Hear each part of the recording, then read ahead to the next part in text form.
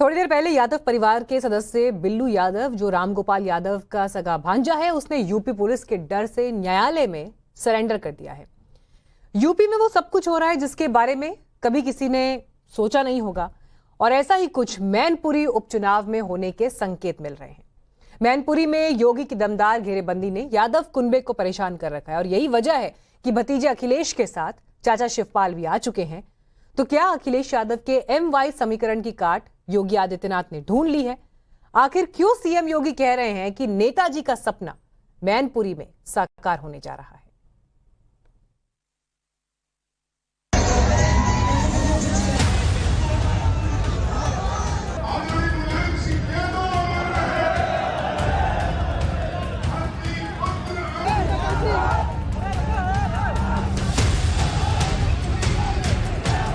बयान पढ़ रहा था, चाचा शिवपाल का। उनकी स्थिति तो पेंडुलम जैसी हो गई है। बेचारे को पिछली बार देखा कितना बेइज्जत करके भेजा था, कुर्सी तक नहीं मिली, कुर्सी के हैंडल में बैठना पड़ा था।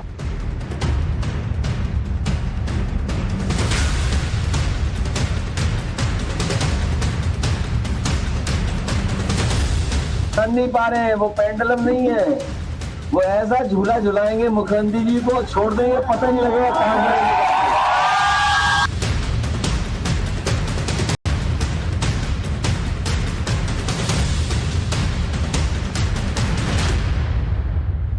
यूपी में मिनी दंगल चल रहा है। एक तरफ चचा भतीजे की समाजवादी लामबंदी, तो दूसरी तरफ योगी ब्रिगेड की जबरदस्त घेरेबंदी। मुकाबला सीधा और साफ है, समाजवादियों का MY फार्मूला बनाम ऑल।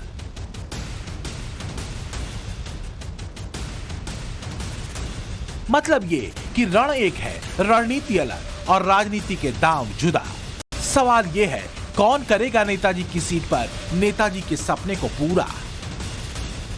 आपको याद होगा नेताजी का दिल्ली में संसद का वह ऐतिहासिक भाषण, जब उन्होंने देश की संसद में कहा था कि 2019 के लोकसभा चुनाव के बाद जो भी चुनाव अब होंगे, चुनाव के पहले उन्होंने कह दिया था कि अब तो आएगी तो भाजपा ही। और आज नेताजी के ही आशीर्वाद का परिणाम था कि आजमगढ़ और रामपुर जैसे समाजवादी पार्टी के परंपरागत दुर्ग को ध्वस्त करते हुए भारतीय जनता पार्टी के प्रत्याशी भारी बहुमत से दोनों लोकसभा सीटों पर परचम लहरा करके आज से 3 महीने पहले विजयी हुए थे।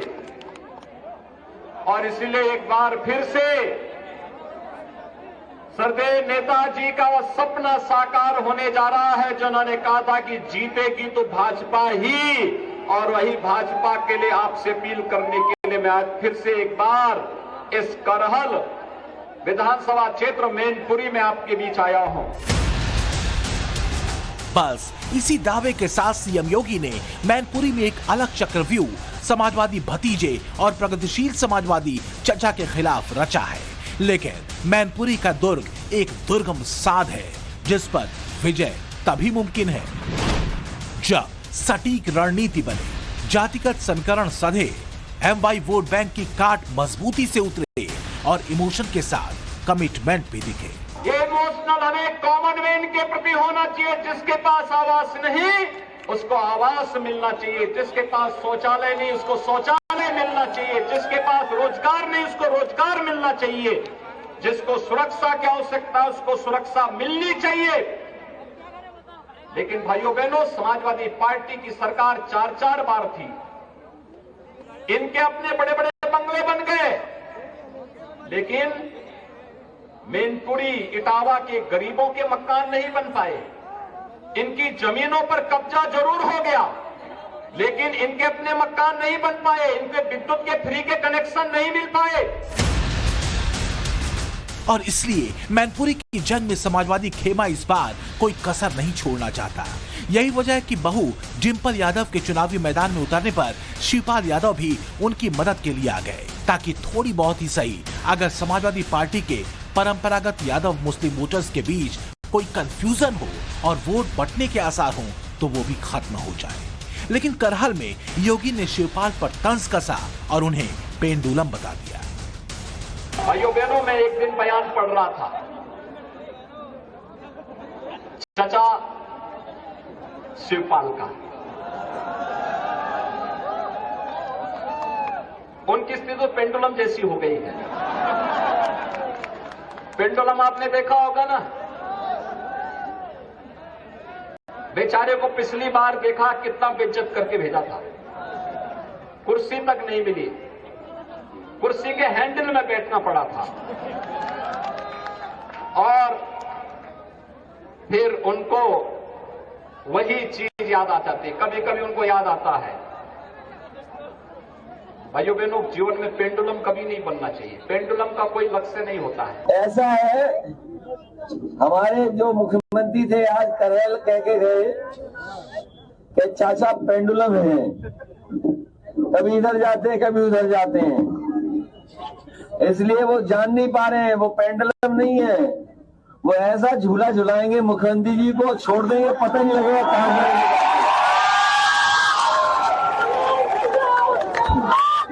पेंडुलम में है, ये चलता है, ये जो झूला है, झूले की तरह ही तो पेंडुलम चलता है, वो चाचा को समझ ही नहीं पाए। के पेंडुलम के बारे में तो अखिलेश ने कह ही दिया है, बहुत अच्छा कह दिया है। और देखिए, जब अच्छा खिलाड़ी होता है ना, तो ऐसा फुटबॉल मारता है तो तुरंत गोल हो जाता है। तो अब गोल ही होने वाला है डिंपल का। सच यह है कि बीजेपी के लिए मैनपुरी की जंग महज सियासी लड़ाई भर नहीं है, बल्कि समाजवादियों के पारंपरिक और पारिवारिक विरासत को खंडित कर यूपी से समाजवादी पार्टी को सांकेतिक तौर पर हाशिए पर धकेल देने का मौका है। जैसा कि 2019 में बीजेपी ने कांग्रेस के गढ़ अमेठी में राहुल गांधी को हराकर किया था। बीजेपी की तरफ से घेरेबंदी मजबूत है, जो एमवाई समीकरण के बरक्स खड़ी की गई है। इसे समझिए जरा कि मैनपुरी में राज्य के मंत्रियों समेत कई चेहरों की ताबड़तोड़ रैलियां हुई। इसमें अजीत पाल, प्रतिभा शुक्ला, राकेश सचान, असीम अरुण, जयवीर सिंह ठाकुर और संदीप सिंह जैसे चेहरे थे। समाजवादी पार्टी के लिए चक्रव्यूह चैलेंजिंग इसलिए है क्योंकि मैनपुरी में मुकाबला मुस्लिम यादव बनाम ऑल दिख रहा है। बीजेपी की तरफ से जंग में उतरे रघुराज सिंह शाक्य उस जाति से आते हैं जो इस लोकसभा सीट पर यादवों के बाद दूसरे नंबर पर है। समाजवादी पार्टी के गढ़ में यादव वोटरों की संख्या करीब 4,25,000 है, तो इसी सीट पर शाह के वोटर्स की संख्या करीब 3,25,000 है। लेकिन बात इतनी भर नहीं है। समाजवादी पार्टी का इमोशनल कार्ड अब तक इस इलाके में एक ट्रम्प कार्ड साबित होता रहा है। यही वजह है कि शाक्य के अलावा दूसरी जातियों को भी बीजेपी अपने पाले में करना चाहती है, क्योंकि अगर बीजेपी का ये फार्मूला चल गया तो मैनपुरी दुर्ग से साइकिल नीचे उतर सकती है। सबसे बड़ी आबादी यादव और शाक्य के अलावा मैनपुरी में 1,80,000 दलित वोटर हैं, 2 लाख से ज्यादा ठाकुर वोटर हैं, 1,20,000 ब्राह्मण वोटर हैं, 1 लाख के आसपास लोधी वोटर हैं, 70,000 के करीब वैश्य वोटर हैं और 60,000 मुस्लिम वोटर हैं। इस बार जो चुनाव हो रहा है वो श्रद्धेय नेताजी को श्रद्धांजलि देने का भी चुनाव है। दोनों तरफ बहुत भारी दिखाई दे रहा है। दोनों पक्ष हमारे जो है समाजवादी और बीजेपी, दोनों को आपस में देखिए बहुत कड़ी टक्कर है। चुनाव बहुत ही संघर्षपूर्ण चुनाव है और इस बार जो गढ़ कहा जाता था सपा का, वो ढहने वाला है। तो अखिलेश जी पहले आते थे मैनपुरी में तो बहुत ही कम रुकते थे, मतलब इस तरह से जैसे अब जो वोटिंग की स्थिति है, वोट मांगने जाते हैं गली गली में, ऐसे वो कभी नहीं आए। तो इस बार समाजवादी पार्टी, अखिलेश और उनके चचा शिवपाल ये बात बखूबी समझते हैं कि अगर योगी के कमिटमेंट और डिलीवरी वाला दांव चल गया तो सिर्फ मुस्लिम यादव फार्मूले से मैदान मारना मुश्किल होगा।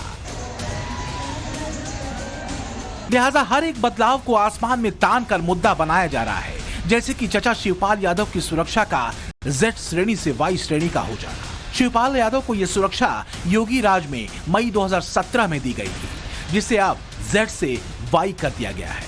शिवपाल को इस कदम में भी सियासी चाल दिखाई दे रही है। चचा बोले, अपेक्षा थी भारतीय जनता पार्टी से, ये अपेक्षा थी। अब हमारी स्वेच्छा, हमारे कार्यकर्ता और जनता करेगी। अब देखिए डिम्पल की जीत और बढ़ेगी और इनकी हार, भारतीय जनता पार्टी के प्रत्याशी की हार और बड़ी होगी। तो क्या मैनपुरी संग्राम वास्तव में यादव परिवार की नाक की लड़ाई बन चुका है? क्या यही वजह है कि परिवार की विरासत बचाने के लिए चचा शिवपाल एक बार फिर अखिलेश के पाले में है? वैसे कसौटी पर बीजेपी का वो फॉर्मूला भी है जो आजमगढ़ और रामपुर के 2 उपचुनाव में समाजवादी किले को ध्वस्त कर चुका है। तो क्या मैनपुरी के वोटर का मन इस बार बदलेगा? योगी के लफ्जों में कहें तो क्या नेताजी का सपना बीजेपी के जरिए पूरा होगा? ब्यूरो रिपोर्ट, टाइम्स नाउ, नव भारत।